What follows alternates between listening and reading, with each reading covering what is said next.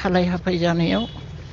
बिबथैखौ खावलायबाय मोनसे राहा नागिरदो आदैनिसिम होननानै आङो गेदेरथार आफा इसोरखौ हामब्रायग्रोयो गोदोनि जोंनि लोगोसे मावलायबोनाय आंनि दरखंनिफ्रायनो हारिनि थाखाय मावबोनाय बिबोनां गिलबार्टजों लोगोसेनो लोगोमोन मानगोनां दा हाग्रामा महिलारि जोंनि बिटिसि चिफ जाबाय हाजार हाजार दावहानि गेजेरजों सिरिखिबोनाय बियो सासे जोंनि मानगोनां चिफ जाबाय बे बैसोसिमाव आं हाजासे हामबाय होनदों बिदाखौ जोबोद मानियोमोन मानगोनां बिशप नित्यानन्द बरगयारी आंनि न'फांखौ बिदा फंबाय असे थालायोमोन बिसोरो आरो दानो फिसौनि थाखाय गावबो गैला फिसाजोआ हालाय हाफाय जानायाव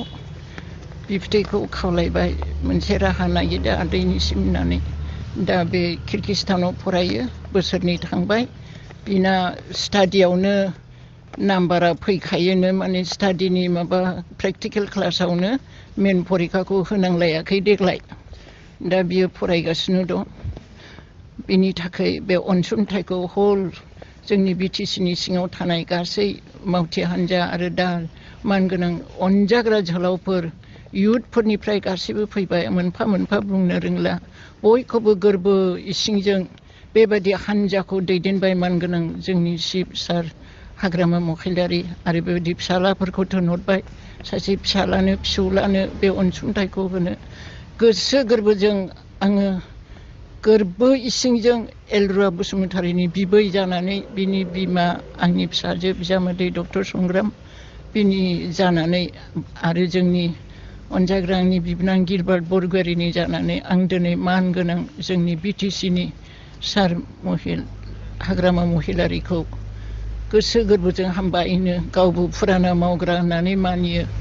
गासै साहित्य जागायजेनबोनायनिफ्रायनो एबसुनिफ्रायनो मावै मावै बुरैबाय आंबो आंनि गोरबोआव दाबो दङ आं थैजासे थागोन हारिनि थाखाय